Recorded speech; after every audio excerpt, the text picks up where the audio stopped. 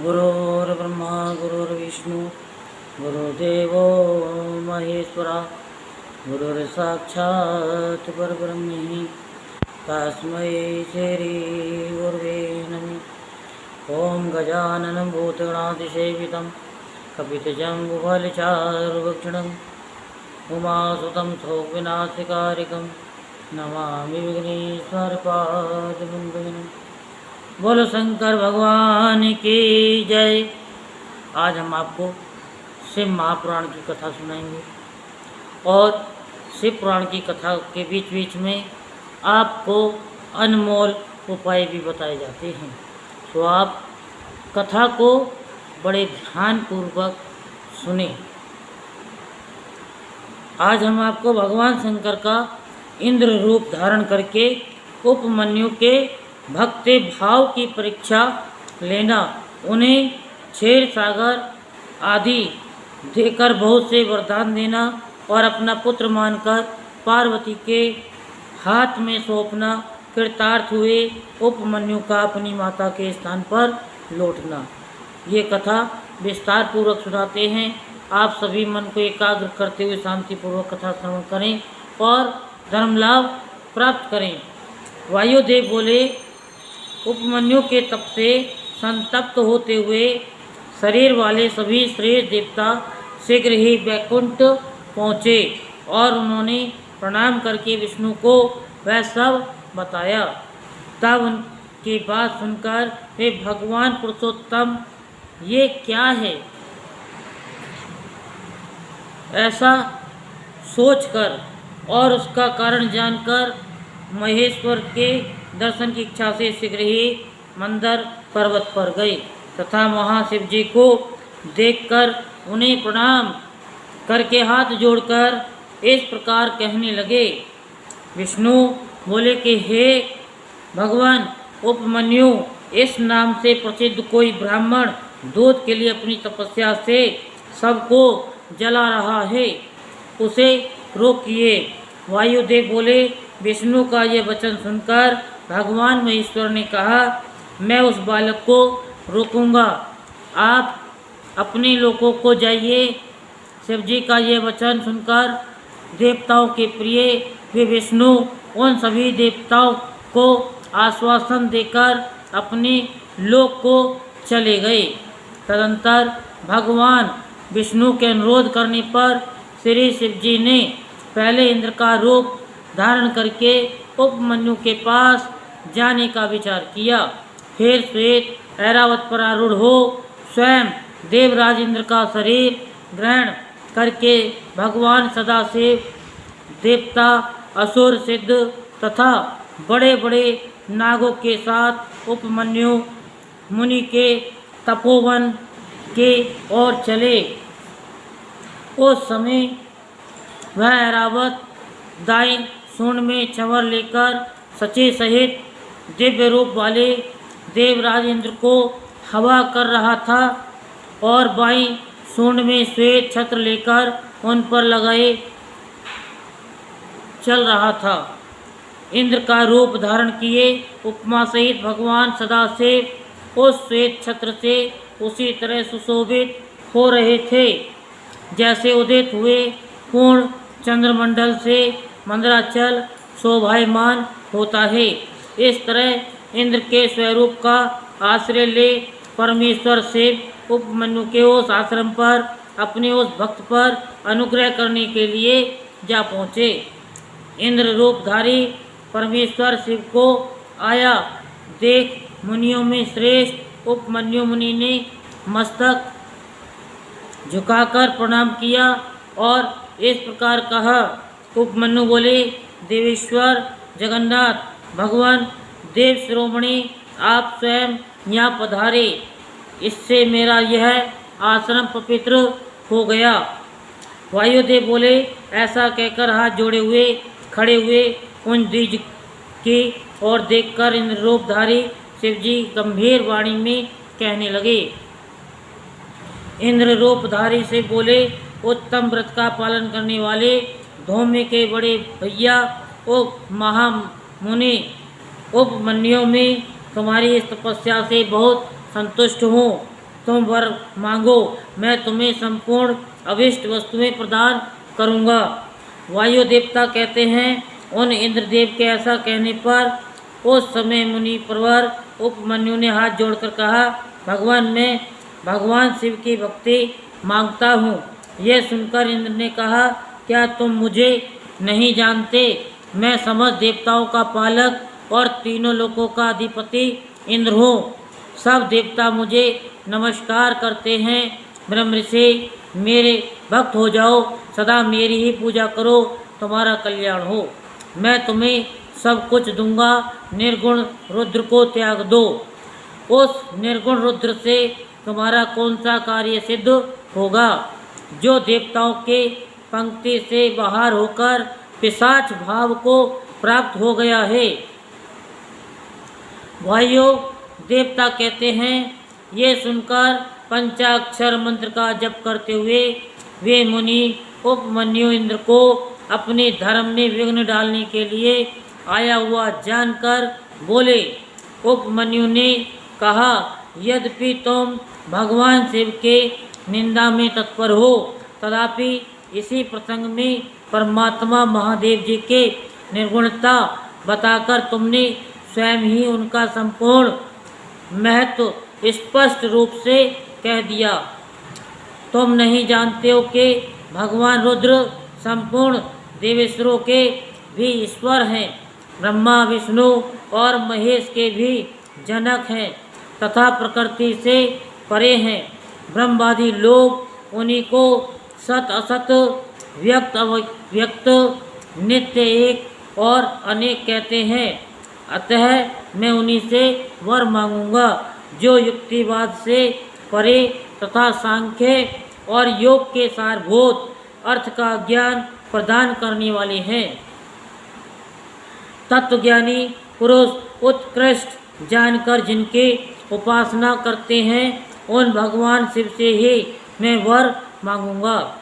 समस्त कारणों के भी कारण ब्रह्मा विष्णु आदि देवताओं की सृष्टि करने वाले गुणों से परे तथा सर्वव्यापो शंभु से बढ़कर कोई भी नहीं है। अधिक कहने से क्या प्रयोजन है। आज मैं सोचता हूँ कि मैंने पूर्व जन्म में महान पाप किया था, जो कि शिव की निंदा सुनी है। जो शिव की निंदा सुनते ही उसी क्षण उसे मारकर शीघ्र ही अपने शरीर को त्याग देता है, वह शिवलोक जाता है। देवाधम दूध के लिए जो मेरी इच्छा है वह यूँ ही रह जाए, परंतु शिवास्त्र के द्वारा तुम्हारा वध करके मैं अपने शरीर को त्याग दूंगा। वायु देवता कहते हैं, ऐसा कहकर स्वयं मर जाने का निश्चय करके उपमन्यु दूध की भी इच्छा छोड़कर इंद्र का वध करने के लिए उद्धत हो गए। उस समय अघोर अस्त्र से अभिमंत्रित घोर भस्म को लेकर मुनि ने इंद्र के उद्देश्य से छोड़ दिया और बड़े जोर से सिंहनाद किया। फिर शंभु के युगल चरणारविंदों का चिंतन करते हुए वे अपनी देह को दग्ध करने के लिए उद्धत हो गए और अग्नि धारणा धारण करके स्थित हुए। ब्राह्मण उपमन्यु जब इस प्रकार स्थित हुए, तब भग देवता के नेत्रों का नाश करने वाले भगवान शिव ने योगी उपमन्यु के उस धारणा को अपनी सौम्य दृष्टि से रोक दिया। उनके छोड़े हुए उस अघोरास्त्र को नंदीश्वर शिव जी की आज्ञा से शिव वल्लभ नंदी ने बीच में ही पकड़ लिया। तत्पश्चात परमेश्वर भगवान शिव ने अपने बालेंदु शेखर रूप को धारण कर लिया और ब्राह्मण उपमन्यु को उसे दिखाया। इतना ही नहीं, उन प्रभु ने उन मुनि को सहस्त्रों क्षीर सागर, सुधा सागर, दधि आदि के सागर, घृत के समुद्र, फल संबंधी रस के समुद्र तथा भक्ष्य भोज्य पदार्थों के समुद्र का दर्शन कराया और कुओं का पहाड़ खड़ा करके दिखा दिया। इसी तरह देवी पार्वती के साथ महादेव जी वहाँ वृषभ पर आरूढ़ दिखाई दिए। वे अपने गणाध्यक्षों तथा त्रिशूल आदि दिव्य अस्त्रों से घिरे हुए थे। देवलोक में दुमदुमियाँ बजने लगी, आकाश से फूलों की वर्षा होने लगी तथा ब्रह्मा विष्णु और इंद्र आदि देवताओं से दसों दिशाएं आच्छादित हो गईं। उस समय उपमन्यु आनंद सागर की लहरों से घिरे हुए थे। वे भक्ति विनम्र चित्त से पृथ्वी पर दंड की भांति पड़ गए। इसी समय वहाँ मुस्कुराते हुए भगवान शिव ने यहाँ आओ कहकर उन्हें बुलाया और उनका मस्तक सूंघकर अनेक वर दिए। शिव बोले, वत्स, तुम अपने भाई बंधुओं के साथ सदा इच्छानुसार भक्ष्य भोज्य पदार्थों का उपभोग करो, दुख से छूटकर सर्वदा सुखी रहो। तुम्हारे हृदय में मेरे प्रति भक्ति सदा बनी रहे। महाभाग उपमन्यु, ये पार्वती देवी तुम्हारी माता हैं। आज मैंने तुम्हें अपना पुत्र बना लिया और तुम्हारे लिए क्षीर सागर प्रदान किया। केवल दूध का ही नहीं, मधु, दही, अन्न, घी, भात तथा फल आदि के रस का भी समुद्र तुम्हें दे दिया। ये कुओं के पहाड़ तथा भक्ष्य भोज्य पदार्थों के सागर मैंने तुम्हें समर्पित किए। महामुनि, ये सब ग्रहण करो। आज से मैं महादेव तुम्हारा पिता हूँ और जगदम्बा उमा तुम्हारी माता है। मैंने तुम्हें अमर तत्व तथा गणपति का सनातन पद प्रदान किया। अब तुम्हारे मन में जो दूसरी अभिलाषाएं हो, उन सबको तुम बड़ी प्रसन्नता के साथ वर के रूप में मांगो। मैं संतुष्ट हूँ, इसलिए सब कुछ दूंगा। इस विषय में कोई अन्यथा विचार नहीं करना चाहिए। वायुदेव कहते हैं, ऐसा कहकर महादेव जी ने उन दोनों हाथों से पकड़कर हृदय से लगा लिया और मस्तक सूंघकर ये कहते हुए कि देवी की गोद में दे दिया कि ये तुम्हारा पुत्र है। देवी ने कार्तिकेय की भांति प्रेम पूर्वक उनके मस्तक पर अपना कर कमल रखा और उन्हें अविनाशी कुमार पद प्रदान किया।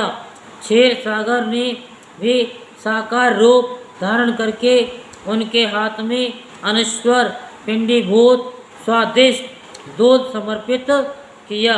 तत्पश्चात पार्वती देवी ने संतोष चित्त हो उन्हें योग जनित ऐश्वर्य, सदा संतोष, अविनाशिनी ब्रह्म विद्या और उत्तम समृद्धि प्रदान की।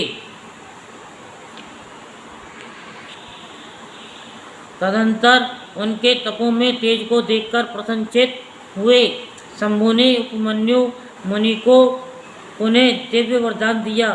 पाशुपत व्रत, पाशुपत ज्ञान, तात्विक व्रत योग तथा चिरकाल तक उसके प्रवचन की परम पटुता उन्हें प्रदान की। भगवान शिव और शिवा से दिव्य वर तथा नित्य कुमार तत्व पाकर वे प्रमोदित हो उठे। इसके बाद प्रसन्नचित्त हो प्रणाम करके हाथ जोड़ उन ब्राह्मण उपमन्यु ने देव महेश्वर से ये वर मांगा। उपमन्यु बोले, हे देवेश्वर प्रसन्न होइए, परमेश्वर प्रसन्न होइए और मुझे अपनी परम दिव्य एवं अभिचारिणी भक्ति दीजिए। महादेव अपने संबंधियों से मेरी सदा श्रद्धा बनी रहने का वर दीजिए, साथ ही अपना दास तत्व उत्कृष्ट स्नेह और नित्य सामीप्य प्रदान कीजिए। ऐसा कहकर प्रसन्नचित हुए द्विज श्रेष्ठ उपमन्यु ने हर्ष गदगद वाणी द्वारा महादेव जी का स्तमन किया। उपमन्यु बोले, देव महादेव शरणागत वत्सल करुणा सिंधु शाम सदा से आप सदा मुझ पर प्रसन्न होइए। वायुदेव कहते हैं, उनके ऐसा कहने पर सबको वर देने वाले प्रसन्नात्मा महादेव ने मुनिवर उपमन्यु को इस प्रकार उत्तर दिया। से बोले, वत्स उपमन्यु, मैं तुम पर संतुष्ट हूँ, इसलिए मैंने तुम्हें सब कुछ दे दिया।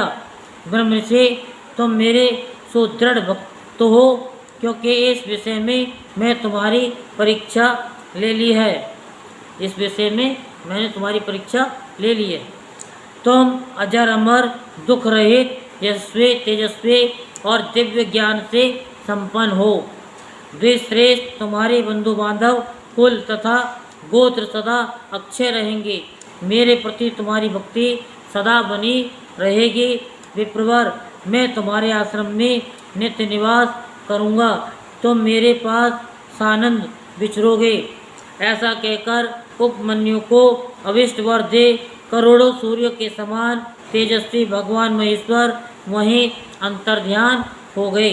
उन श्रेष्ठ परमेश्वर से उत्तम वर पाकर उपमन्यु का हृदय प्रसन्नता से खिल उठा। उन्हें बहुत सुख मिला और वे अपनी जन्मदायिनी माता के स्थान पर चले गए। बोलो शंकर भगवान की जय। हर हर महादेव, हर हर महादेव, हर हर महादेव।